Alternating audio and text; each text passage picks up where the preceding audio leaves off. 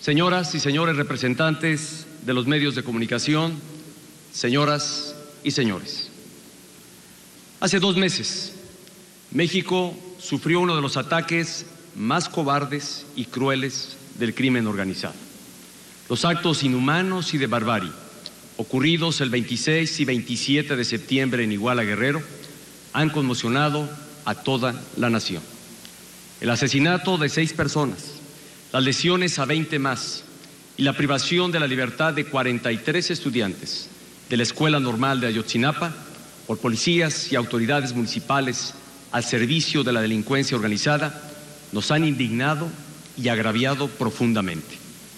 Como presidente de la República, mi obligación ha sido encabezar los esfuerzos institucionales para conocer la verdad de estos hechos, asegurar que no haya impunidad con todos los culpables y que todos los culpables sean castigados conforme a derecho y que se dé la reparación integral a las víctimas.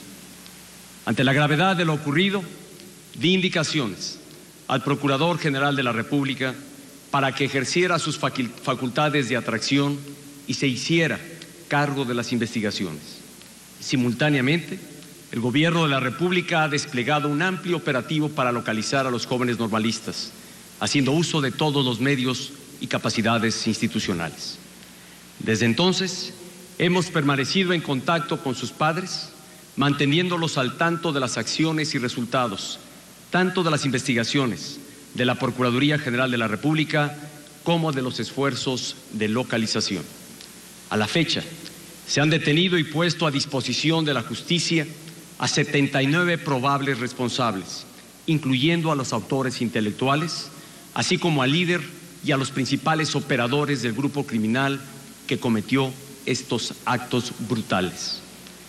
En un hecho inédito de apertura y transparencia, el Gobierno de la República solicitó por primera vez en la historia la asistencia técnica de la Comisión Interamericana de Derechos Humanos para localizar a los normalistas e investigar los hechos. Como padre de familia, comparto el dolor, la angustia y la incertidumbre de las familias de las víctimas. Como ciudadano mexicano, comparto también la exigencia de justicia de la sociedad entera. No pueden quedar impunes estos actos de barbarie. En la tragedia de Iguala se combinaron condiciones inaceptables de debilidad institucional que no podemos ignorar. Un grupo criminal que controlaba el territorio de varios municipios, autoridades municipales que eran parte de la propia estructura de la organización delictiva, policías municipales que en realidad eran criminales a las órdenes de delincuentes. Lo más desafiante para México es que a pesar de las acciones emprendidas en la actual y anteriores administraciones, algunas de estas condiciones de debilidad institucional siguen presentes en otras localidades y zonas del país. Desde el primer día de este gobierno, advertí que en los últimos años el Estado había cedido importantes espacios, que la inseguridad y la violencia robaban la paz y libertad de diversas comunidades del territorio nacional. Congruente con ello, definí como primer eje de mi gobierno lograr un México en paz. Impulsamos una política pública de seguridad y procuración de justicia que ha permitido reducir los homicidios dolosos. Los esfuerzos realizados son importantes. Han contribuido, en alguna medida, a generar condiciones de mayor seguridad en algunas regiones del país. Sin embargo, a pesar de lo alcanzado en estos 2 años de gobierno, los hechos de Iguala nos han dejado claro a todos, a sociedad y gobierno, que aún hay mucho por hacer. Tenemos que cumplir la función esencial de un Estado, lograr la seguridad de los ciudadanos y la plenitud del Estado de Derecho. Seamos claros, solo a través del Estado de Derecho podremos superar juntos los retos de la inseguridad, la corrupción y la impunidad. A raíz de la tragedia de Iguala, México está nuevamente a prueba. Frente a ello, los mexicanos no podemos caer en el pesimismo ni abandonar nuestra esperanza de un mejor futuro. El dolor que siente el país tampoco es justificación para recurrir a la violencia o al vandalismo. No se puede exigir justicia violando la ley. Es momento de construir, no para destruir. Es momento de unir, no para dividir. Es momento de fortalecer nuestras instituciones, no para debilitarlas. Es momento de pensar en soluciones y de trabajar por México. A lo largo de nuestra historia nacional, los mexicanos jamás nos hemos rendido ante la adversidad. Hemos demostrado una y otra vez que somos una sociedad con dignidad, con valor, unida y solidaria. Una sociedad que hoy alza su voz para decir ya basta. Las personas que han salido a las calles en México y en distintas partes del mundo, las expresiones de solidaridad con los estudiantes de Ayotzinapa, de artistas, intelectuales y deportistas, las miles de inconformidades difundidas en redes sociales, así como las opiniones de articulistas y columnistas, todas coinciden en un punto fundamental, que México no puede seguir así. Y tienen razón. Después de Iguala, México debe cambiar. Por ello, como un mexicano más, me sumo al clamor ciudadano que exige justicia. Y como presidente de la República, y dejo de manera muy enfática, asumo la responsabilidad de encabezar todos los esfuerzos necesarios para liberar a México de la criminalidad, para combatir la corrupción y la impunidad. En suma, construir un pleno Estado de Derecho. No hay soluciones simples ni caminos cortos. Convencido de ello, he decidido impulsar cambios de fondo que permitan mejorar la seguridad, la justicia y el Estado de Derecho en México. Para fortalecer las capacidades institucionales en materia de seguridad pública, así como de procuración y administración de justicia, anuncio las siguientes medidas. Primera, el próximo lunes enviaré una iniciativa de reforma constitucional que facultará al Congreso a expedir la ley contra la infiltración del crimen organizado en las autoridades municipales. Esta nueva ley establecerá el mecanismo para que la Federación asuma el control de los servicios municipales o, en su caso, se disuelva un ayuntamiento cuando existan indicios suficientes de que la autoridad local está involucrada con la delincuencia organizada. De esta manera, se tendrán instrumentos eficaces para intervenir cuando exista colusión del crimen organizado con las autoridades municipales. México necesita decisiones audaces y firmes.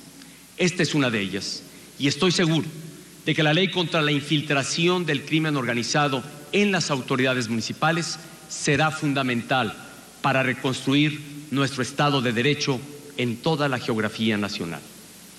Segunda medida, se redefinirán con absoluta precisión y claridad las competencias de cada autoridad en el combate al delito, tomando en cuenta las fortalezas institucionales de los distintos órdenes de gobierno. Cuando la responsabilidad es de todos, en realidad no es de nadie. Desafortunadamente, así ocurre con la persecución de varios delitos. En los últimos años se ha reformado varias veces la Constitución, derivando en un complejo sistema de competencias penales que genera dispersión de responsabilidades, confusión en la aplicación de la ley y, lo más grave, impunidad. El ejemplo más evidente es el caso del combate al narcomenudeo, en el que la eficacia del Estado mexicano ha sido mínima, ya que ningún orden de gobierno ha asumido plenamente su responsabilidad. Además, el diagnóstico nos muestra que la reforma sobre el narcomenudeo es una de las principales causas de la infiltración del crimen organizado en las estructuras policiales municipales. Para revertir esta situación, el mismo lunes de la próxima semana estaré enviando al Congreso una iniciativa de reforma constitucional que redefine y da claridad a todo el sistema de competencias en materia penal. Así, nadie podrá usar como pretexto el complejo sistema de competencias penales para rehuir sus responsabilidades. Tercera medida, la creación obligatoria de policías estatales únicas. Como país, llevamos años debatiendo este tema, este cambio, y hasta hoy hemos sido incapaces de ponerlo en práctica. México no puede seguir esperando más. Este lunes enviaré al Congreso de la Unión una iniciativa de reforma constitucional para crear las policías estatales únicas. Esto implicará crear un nuevo modelo policial. Será un cambio cuantitativo y cualitativo. Pasar de más de 1,800 policías municipales débiles, que con facilidad pueden ser corrompidas por la delincuencia, a 32 sólidas corporaciones de seguridad estatal que sean más confiables, más profesionales y más eficaces. Estas policías, además, estarán homologadas en sus niveles de profesionalización, protocolos, equipamiento y tecnologías de la información y comunicación. Si queremos tener policías eficaces y honestos, el Estado debe ofrecerles un proyecto de vida y pagarles bien. Esta reforma implicará un enorme reto presupuestal y por ello requerirá un proceso de transición administrativa responsable que dé prioridad a las entidades con mayor urgencia de atención. En este sentido, la iniciativa propone que los primeros 4 estados en adoptar este modelo sean Guerrero, Jalisco, Michoacán y Tamaulipas. Y para asegurar que así sea, la iniciativa prevé sanciones para los presidentes municipales que no entreguen el mando policial, así como para los gobernadores que no lo ejerzan. Reconozco a los 31 gobernadores y al jefe de gobierno del Distrito Federal que han manifestado su respaldo para adoptar esta reforma en sus estados, demostrando su compromiso con la legalidad y con México. Este gran esfuerzo por construir policías estatales eficaces se complementará con una cuarta medida: acelerar la creación de un teléfono único para emergencias a nivel nacional. En coordinación con el Instituto Federal de Telecomunicaciones, trabajaremos para que los mexicanos cuenten con un número único para pedir auxilio en casos de urgencia y poder acceder a otros servicios de ayuda y orientación. Propongo al titular de este organismo se estudie la posibilidad de que este número sea el 911, por ser el más reconocido y el más empleado a nivel mundial. El objetivo es que la población cuente con una respuesta inmediata de sus autoridades y cuerpos de emergencia.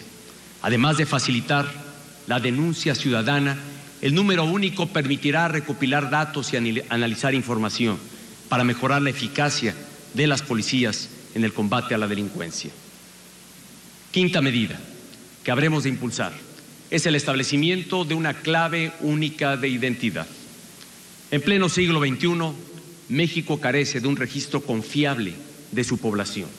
Esto representa un obstáculo para dar certeza a los actos jurídicos, a la eficacia en la prestación de distintos servicios públicos y privados, así como a las labores de seguridad pública. Para hacer realidad la clave única de identidad, no partiremos de cero. El país ya cuenta con los registros del Instituto Nacional Electoral, del Instituto Mexicano del Seguro Social y del Seguro Popular. Se trata de que todo mexicano cuente con un número de identificación personal que le permita acceder más fácilmente a trámites y servicios gubernamentales, así como al sistema bancario y financiero. Como sexta medida, en lo inmediato, he ordenado al Gabinete de Seguridad que realice un operativo especial en la región conocida como Tierra Caliente.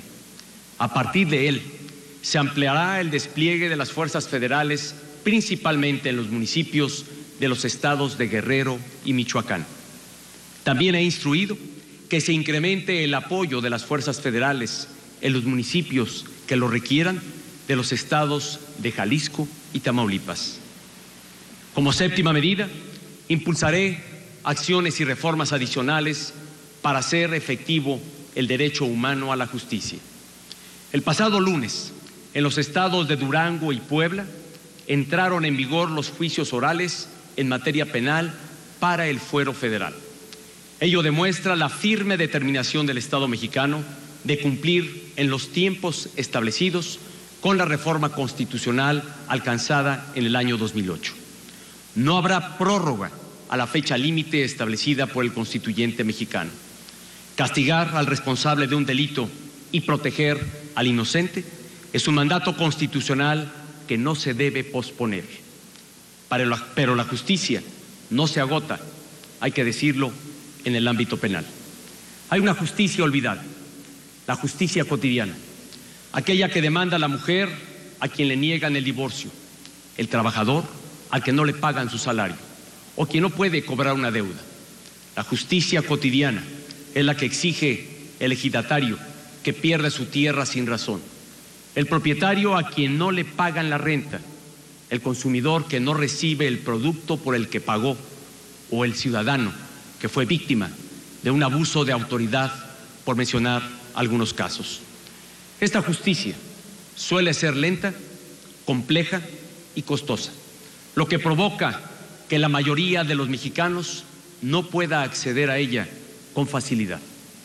A pesar de esta realidad, que es evidente, no se han presentado soluciones de fondo a estos problemas. Por ello, en el próximo periodo ordinario de sesiones del Congreso de la Unión, impulsaré una amplia agenda de reformas para mejorar la justicia cotidiana. Para enriquecer estas iniciativas, le he solicitado al doctor Sergio López Ayón, director general del Centro de Investigación y Docencia Económicas, una de las instituciones más prestigiadas del país, que organice foros de consulta con juristas, académicos y representantes de la sociedad civil. Al finalizar sus trabajos, en un plazo máximo de 90 días, recibiré sus propuestas y recomendaciones y por ello le agradezco a este Centro Público de Investigación su compromiso con México. Por su parte, en cuanto al respeto y protección de los derechos humanos, México cuenta con uno de los sistemas normativos más robustos del mundo. Sin embargo, aún prevalecen retos importantes en esta materia. Como octava medida, se llevará a cabo un conjunto de acciones que fortalecerán y pondrán al día los instrumentos para proteger los derechos humanos. Estas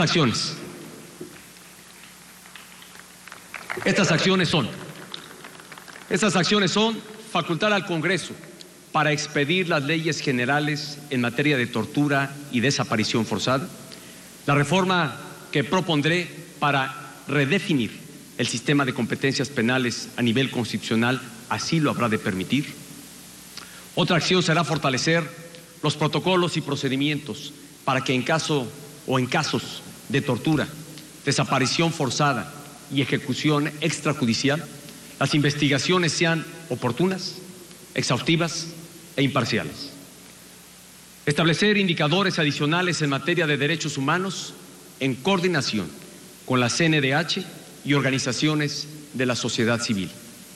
Crear un sistema nacional de búsqueda de personas no localizadas, así como un sistema nacional de información genética. Y publicar de inmediato el reglamento de la Ley General de Víctimas y poner en operación el Fondo de Ayuda, Asistencia y Reparación Integral, así como el Registro Nacional de Víctimas.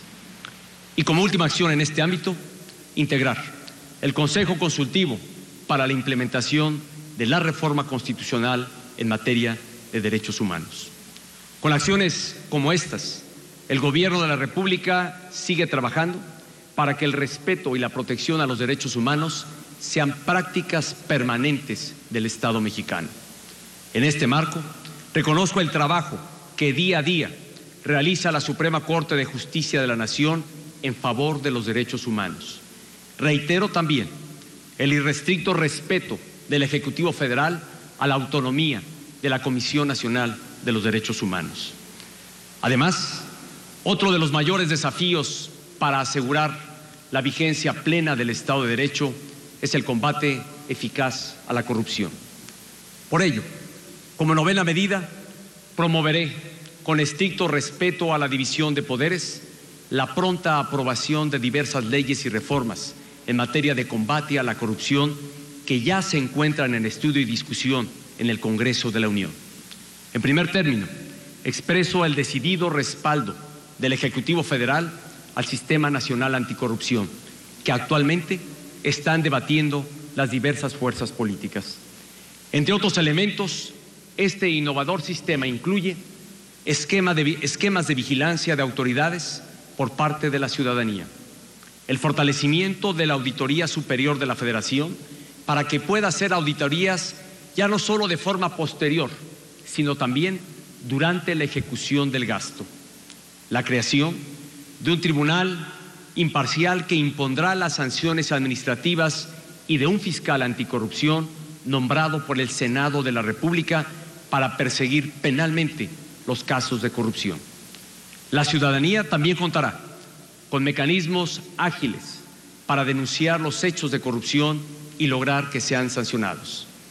Y para enriquecer este sistema, en este momento también propongo sanciones ejemplares para empresas que incurran o se coludan con alguna autoridad y que caigan en corrupción. Asimismo, manifiesto el respaldo del Ejecutivo Federal a la ley reglamentaria de la reforma constitucional en materia de transparencia. De manera similar, exhorto a la Cámara de Diputados a analizar, discutir y, en su caso, aprobar la iniciativa de reforma a la Ley de Obras Públicas y servicios relacionados con las mismas, que le envié hace poco menos de un mes. Este ordenamiento asegurará que los recursos destinados a obras públicas se administren con mayor eficiencia, transparencia y honradez, y con apego a las mejores prácticas internacionales. Esta reforma propone la figura de proyecto de magnitud o alcance relevante, es decir, que la licitación y el desarrollo de los megaproyectos cuenten con mecanismos de supervisión y auditoría especializados durante el proceso de contratación o ejecución de la obra. La iniciativa también promueve el uso del sistema Compranet para asegurar la transparencia y obtener las mejores condiciones en la contratación de obras.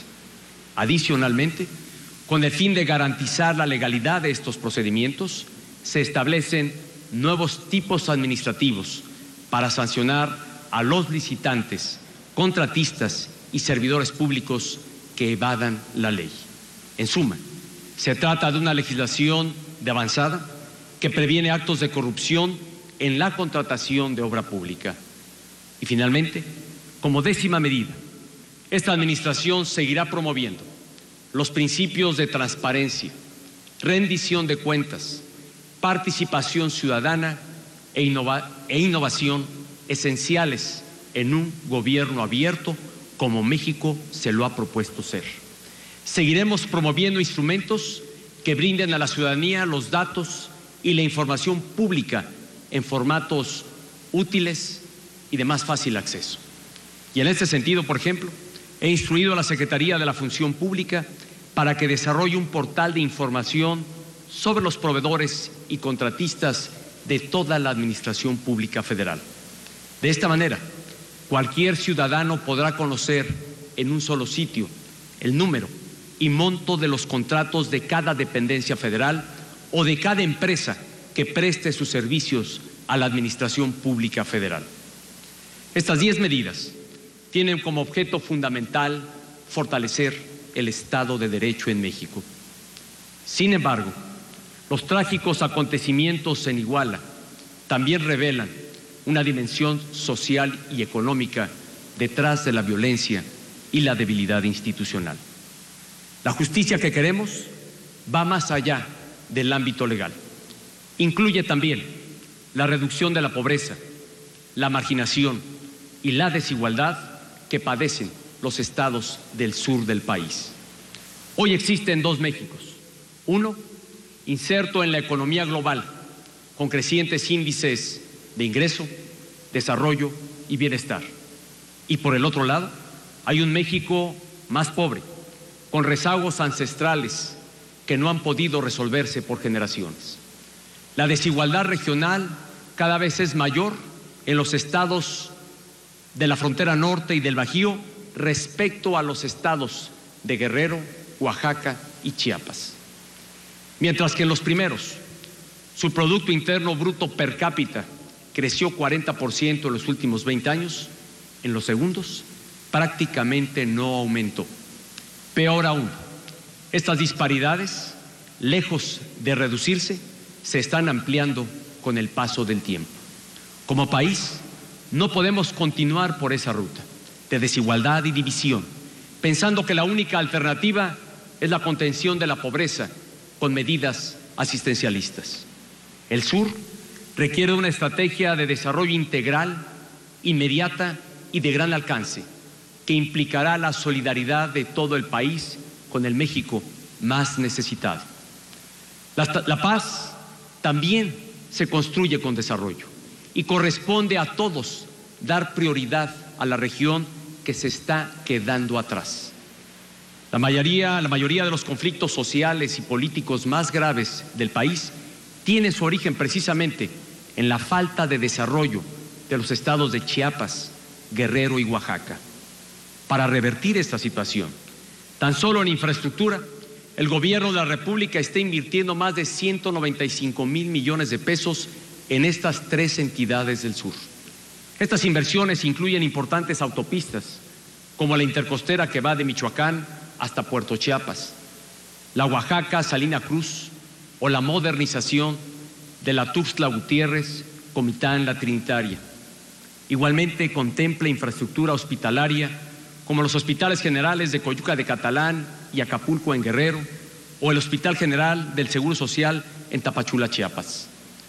El Programa Nacional de Infraestructura también incluye proyectos estratégicos como los gasoductos del corredor transísmico, el de Salina Cruz a Tapachula o el de Lázaro Cárdenas a Acapulco, que permitirá introducir el gas natural por primera vez a esta región del país.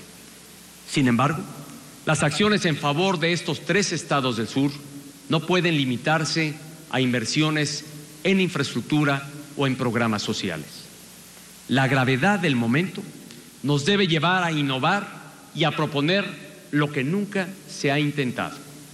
Es necesario crear nuevos polos de desarrollo industrial en esta región para crear empleos formales y bien remunerados.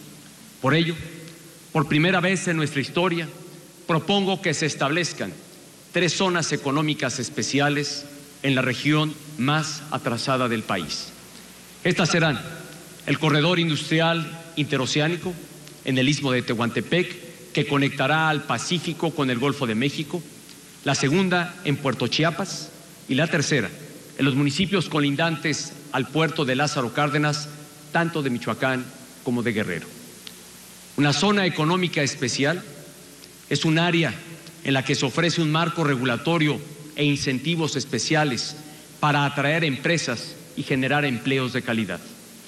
Estas zonas especiales tendrán o deberán tener infraestructura moderna, condiciones de seguridad, financiamiento preferencial de la banca de desarrollo, facilidades adicionales para el comercio exterior, así como importantes descuentos en los impuestos y contribuciones al Instituto Mexicano del Seguro Social y al Infonavit.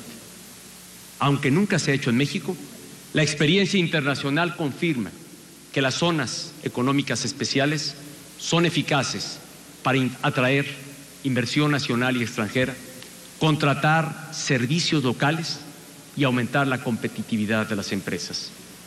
Para que las zonas económicas especiales sean una realidad en México, se requiere de la participación del sector privado y de un andamiaje legal especial. Por ello, tomando en cuenta la opinión de los sectores privado y académico, en febrero del próximo año enviaré la iniciativa correspondiente al Congreso de la Unión. Adicionalmente, reconociendo que el campo es una de las principales fuentes de empleo en el sur del país, publicaré un decreto que le dará un trato fiscal diferenciado a los productores de Chiapas, Guerrero y Oaxaca.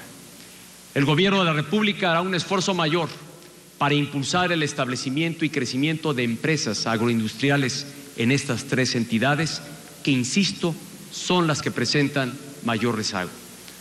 Junto con estas acciones, también se impulsará la formación de sus jóvenes y en este sentido se apoyará a sus escuelas normales rurales, se establecerá un programa especial de becas y se promoverá la investigación científica a través del CONACYT. El desarrollo del sur no puede seguir esperando más. En consecuencia, se tomarán acciones como las siguientes: un plan emergente de empleo temporal que beneficiará directamente a más de 300,000 familias, 2,000 millones de pesos adicionales en créditos para las pequeñas y medianas empresas a partir de garantías de la banca de desarrollo, programas emergentes de impulso al campo con inversión de 4,000 millones de pesos adicionales en crédito, un programa de renovación y repoblamiento de los cafetales, un programa inmediato de pavimentación para los próximos 6 meses con la inversión de 1,500 millones de pesos, así como un decreto de medidas de apoyo fiscal para Acapulco debido a las condiciones sociales que ha enfrentado recientemente y que hacen urgente la reactivación de su economía. Todas estas acciones tendrán un impacto positivo en el corto, mediano y largo plazos, generando nuevas oportunidades para el desarrollo económico y social de Chiapas, Guerrero y Oaxaca. En esta ocasión, reitero que la próxima semana enviaré una iniciativa para desvincular el salario mínimo de diversos precios y tarifas de la economía. Con esta medida, se busca que el país pueda tener un debate serio y amplio sobre las medidas que permitan elevar el ingreso de los mexicanos. Para asegurar el éxito de las medidas que hemos anunciado en favor del Estado de Derecho y del desarrollo del sur, estaré convocando a la sociedad civil para que a través de observatorios ciudadanos vigilen y evalúen el avance de cada una de ellas. México tiene una buena sociedad, una sociedad democrática, responsable, crítica y cada vez más participativa. Su acompañamiento y respaldo serán fundamentales frente a los nuevos retos que tenemos por delante. Por ello, he dado indicaciones a las Secretarías de Gobernación y de Desarrollo Social para que amplíen todavía más los espacios de participación de las organizaciones de la sociedad civil. El Gobierno de la República es un gobierno abierto, dispuesto a escuchar y a tomar en cuenta la voz, la experiencia y las propuestas de la ciudadanía. Sumando los esfuerzos de todos, México podrá construir un mejor futuro. Señoras y señores,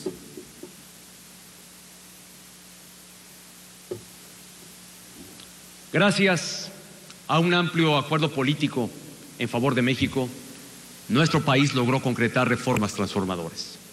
Su completa y adecuada instrumentación es y seguirá siendo una prioridad para el Gobierno de la República. Los lamentables hechos de Iguala han exhibido que México tiene rezagos y condiciones inaceptables por vencer. Estos hechos de violencia nos exigen redoblar los esfuerzos para lograr la vigencia plena del Estado de Derecho. Nuestro país se ha estremecido ante la crueldad y la barbarie. El grito de todos somos Ayotzinapa demuestra ese dolor colectivo. El grito de todos somos Ayotzinapa es ejemplo de que somos una nación que se une y se solidariza en momentos de dificultad. El grito de todos somos Ayotzinapa es un llamado a seguir transformando a México. Como sociedad, debemos tener la capacidad de encauzar nuestro dolor e indignación hacia propósitos constructivos. El camino de México debe ser el de la paz, la unidad y el desarrollo. Tenemos que seguir avanzando juntos para superar la pobreza, la marginación y la desigualdad que lastiman especialmente al sur del país. Como presidente de México, los convoco a avanzar por esa ruta y a que continuemos impulsando los cambios de fondo que requiere el país para cerrarle el paso a la criminalidad, la corrupción y la impunidad. Las medidas que hoy he anunciado se suman a las reformas aprobadas y en su conjunto contribuirán a la transformación positiva de toda la nación. El camino hacia un mejor México no ha sido ni será fácil. Nos seguirá exigiendo esfuerzo y perseverancia. Seguirán existiendo obstáculos y resistencias, pero la fuerza y la voluntad de cambio de los mexicanos siempre podrán superarlos. Los momentos difíciles ponen a prueba la fortaleza, entereza y grandeza de las naciones. Frente a las circunstancias que nos han tocado vivir, demostremos una vez más la unidad, el carácter y la determinación de los mexicanos. Muchas gracias.